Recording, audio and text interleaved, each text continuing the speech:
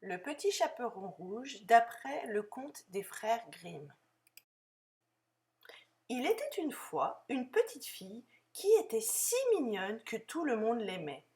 Sa grand-mère, qui l'adorait plus que tout, lui fit cadeau un jour d'un chaperon de velours rouge. Il lui allait si bien que la fillette ne voulut plus porter autre chose et on l'appela désormais le petit chaperon rouge. Un jour, sa mère lui dit « Tiens, petit chaperon rouge, voici une galette et un petit pot de beurre. Porte-les à ta grand-mère qui est malade pour lui redonner des forces. Sois bien sage et ne t'écarte pas du chemin. » « Je ferai bien attention, » promit le petit chaperon rouge avant de partir.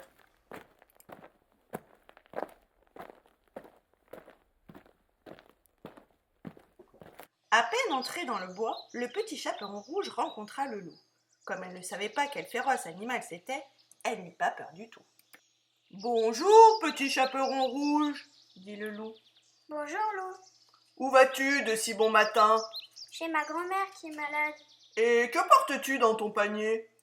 Une galette et un petit pot de beurre pour lui redonner des forces. » Tout en parlant, le loup pensait « Cette mignonne est un vrai régal, tendre et dodue à la fois.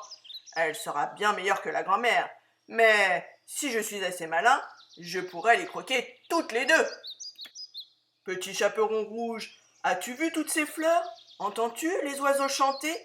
Tu marches devant toi comme si tu allais à l'école, alors qu'il y a tant de choses amusantes dans la forêt. Grand-mère sera contente si je lui apporte un beau bouquet. Il est encore tôt, j'ai bien le temps d'en cueillir.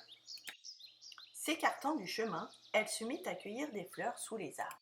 Le loup, pendant ce temps, courait tout droit chez la grand-mère. Il frappa à la porte. « Qui est là ?»« C'est le petit chaperon rouge. Je t'apporte une galette et un petit pot de beurre. Tire la chevillette et la bobinette, cher rat. Je suis trop faible pour me lever. » Le loup tira la chevillette et la porte s'ouvrit. Et, sans plus de discours, il se précipita vers le lit de la grand-mère et la mangea. Le petit chaperon rouge, une fois son bouquet fini, reprend le chemin de la maison de sa grand-mère.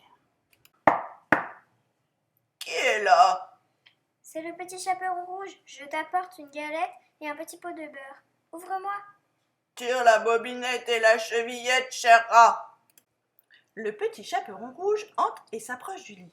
« Oh, grand-mère, que vous avez de grandes oreilles. »« C'est pour mieux t'entendre, mon enfant. »« Oh, grand-mère, que vous avez de grands yeux. »« C'est pour mieux te voir, mon enfant. »« Oh, grand-mère, que vous avez de grandes dents. »« C'est pour mieux te manger, mon enfant. » Et sur ces mots, le loup bondit hors du lit et dévora le pauvre petit chaperon rouge.